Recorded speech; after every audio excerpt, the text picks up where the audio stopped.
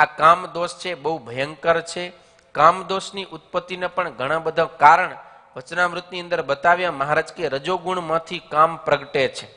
વળી સંતોની વાતોમાં કહેવાયું છે જ્યાં સુધી પોતાને પુરુષ માનશે અને સ્ત્રી પોતાને સ્ત્રી માનશે ત્યાં સુધી એને અરસપરસ સ્ત્રીને પુરુષની અને પુરુષને સ્ત્રીની જરૂર રહેશે.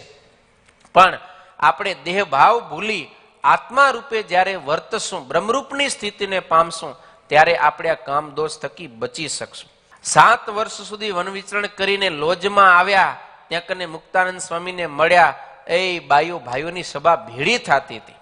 મહારાજે અલગ કરાવી. ગોખલો હતો આશ્રમની અંદર, મહારાજે ગોખલો પણ પુરાવ્યો. એટલે આવા અનેક પ્રસંગો છે, એના ઉપરથી આપણને ખબર પડે કે મહારાજને બ્રહ્મચર્ય વ્રત નિષ્કામ ધર્મ બહુ વાલો હતો. ને મહારાજે મધ્યના 33મા વચનામૃતની અંદર વાત કરી કે આ દાદા ખાચરના પરિવારજનો છે ને એ અતિ નિષ્કામી છે, એટલા માટે જ અમે કોઈ જગ્યાએ નથી રોકાયા, પણ અહીંયા આવીને અમે રોકાયા છીએ. વળી આ મૂળજી બ્રહ્મચારી છે એ પણ અતિ નિષ્કામી છે, એટલા માટે જ મૂળજી બ્રહ્મચારી જે કંઈ અમને સેવા કરે છે એ સેવા અમને અતિ ગમે છે. વળી મહારાજે સભામાં કહી રાખેલું કે કોઈ પણ સ્ત્રી પુરુષને જો જોવામાં ફેર પડી જાય તો તમારે અમને કેવું નહીં. જો અમને ખબર પડશે તો અમને બહુ મોટું દુઃખ થશે. કેવું દુઃખ? તો કે કોઈ પુરુષ હોય ગ્રસ્તાશ્રમી મોટી ઉંમરે એને દીકરો થયો ને એ એકનો એક દીકરો મૃત્યુ પામી જાય ને કેવું દુઃખ થાય, એવું અમને દુઃખ થાય. કોઈ ખાલી વાત કરે ને કે ફલાણા સ્ત્રી કે ફલાણી પુરુષે આવું દુષ્કર્મ કર્યું, વાત સાંભળવાથી મહારાજ કે ઉદાસ થઈ જાશો ને સત્સંગ છોડીને ચાલ્યા જાશો એમ. આવી રીતે મહારાજે સભામાં કહી રાખેલો. વળી મહારાજ કે અમે જન્મ્યા ત્યારથી અત્યાર સુધી નિષ્કામી વ્રતમાં જ દ્રઢ કરતા આવીએ છીએ. અને લોયાના 6ઠા વચનામૃતમાં શ્રીજી મહારાજે કીધું કે એક નિષ્કામ ધર્મ હશે તો બીજા બધાય ધર્મો એની અંદર રહેશે. કેમ? તો કે નિષ્કામ ધર્મ છે ને એ બીજા બધા ધર્મોનું પ્રાણ છે.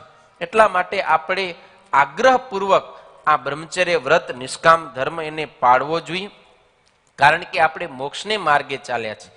મોક્ષના માર્ગની અંદર પણ બ્રહ્મચર્ય નિષ્કામ વ્રત બહુ ઉપયોગી છે.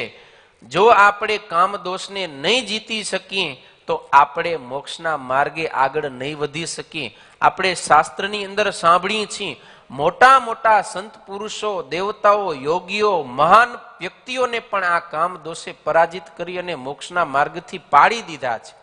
સાધનાના માર્ગથી પદ ભ્રષ્ટ કર્યા છે. એટલા માટે આપણે ગમે પ્રકારે કરીને આ કામરૂપ દોષ છે ને એને જીતવો પડે. ભગવાન સ્વામિનારાયણે પોતાના આશ્રિત ભક્તજનોને સાવધાન કરવા માટે બહુ વાતો કરી છે. આ કામ દોષને કારણે અતિ નુકસાન થાય. ભગવાન સ્વામિનારાયણ વચનામૃત પ્રથમના 8માની અંદર વાત કરી, જો ઇન્દ્રિયોની વૃત્તિઓને સ્ત્રી આદિકના વિષયમાં પ્રવર્તાવે તો એનું અંતઃકરણ ભ્રષ્ટ થાય છે અને કલ્યાણના માર્ગ થકી પડી જાય છે. વળી પ્રથમના 76મા વચનામૃતમાં મહારાજે વાત કરી, કામીનો તો અમારે કોઈ કાળે વિશ્વાસ જ નહીં કે એ સત્સંગી છે, અને કામી તો સત્સંગમાં હોય તો પણ વિમુખ જેવો છે. લ્યો,